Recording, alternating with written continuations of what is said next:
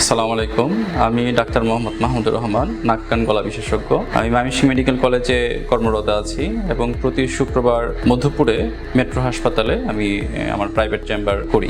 এই সময়ে সাধারণত ভাইরাল ফ্লু চলছে, সেজন্য মোটামুটি সব বয়সের মানুষের সর্দি, জ্বর, কাশি, গলা ব্যথা, বিশেষ করে বাচ্চাদের গলা ব্যথা হয়। অনেক সময় দেখা গেছে যে বাচ্চারা রাতের বেলা যখন ঘুমায় নাক ডাকে, অনেক সময় দেখা গেছে যে হাঁ করলে দুই পাশের টনসিল বড় বড় হয়ে আছে, বাচ্চাদের খেতে কষ্ট হয়, ঢোক গিলতে কষ্ট হয়। সেই সমস্ত বাচ্চাদের এডিনোটনসিলেক্টমি বা টনসিলের অপারেশনের পাশাপাশি নাকের পিছনের যে অংশটুকু মাংস বেড়ে যায়, সেটার জন্য দেখা গেছে যে বাচ্চার শ্বাস প্রশ্বাস নিতে রাতের বেলা ঘুমের সময় কষ্ট হয়, শ্বাস প্রশ্বাসের যে রাস্তাটা সেটা সরু হয়ে আসে, এই জন্য বাচ্চারা নাক ডাকে।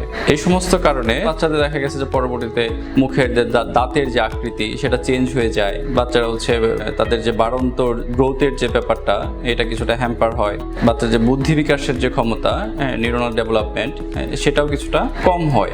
এবং এই ক্ষেত্রে টনসিলের অপারেশন করে এবং পাশাপাশি এডিনয়েড যেটা বড় হয় সেটা অপারেশন করে বাচ্চাকে এ থেকে মুক্তি দেওয়া যায়। তবে সব ক্ষেত্রে সব রোগীর যে অপারেশন লাগে ব্যাপারটা তা না। অনেক ক্ষেত্রে দেখা গেছে যে কিছু রোগীর অ্যাকুইট কন্ডিশনে আসে, যে প্রচন্ড গলা ব্যথা সাথে কান ব্যথা হতে পারে। এই সমস্ত রোগীর ক্ষেত্রে চিকিৎসা দিলে অনেক ক্ষেত্রে ভালো হয়ে যায়। হয়তোবা হাতে গোনা কয়েকজন রোগীর হয়তোবা অপারেশন লাগতে পারে। তবে সেক্ষেত্রেও দেখা গেছে যে অনেক রোগীর কিছুদিন পর পর ইনফেকশন হয়, ওষুধ খাওয়া লাগে। এরকম বারবার যদি ইনফেকশন হতে থাকে, সে সমস্ত রোগীর টনসিলের অপারেশন লাগতে পারে। অনেক সময় এটা বড়দেরও হয়, সেক্ষেত্রে বড়দেরও অপারেশন করা লাগে। আর এছাড়া অনেক বাচ্চা আসে কানে ব্যথা নিয়ে। কানের ব্যথার মূল কারণটা যে যদি কানে ইনফেকশন ছড়িয়ে পড়ে, সেক্ষেত্রে বাচ্চার কানে ব্যথা হতে পারে।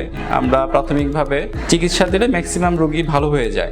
সবাই ভালো থাকবেন, সুস্থ থাকবেন, সবার জন্য শুভকামনা।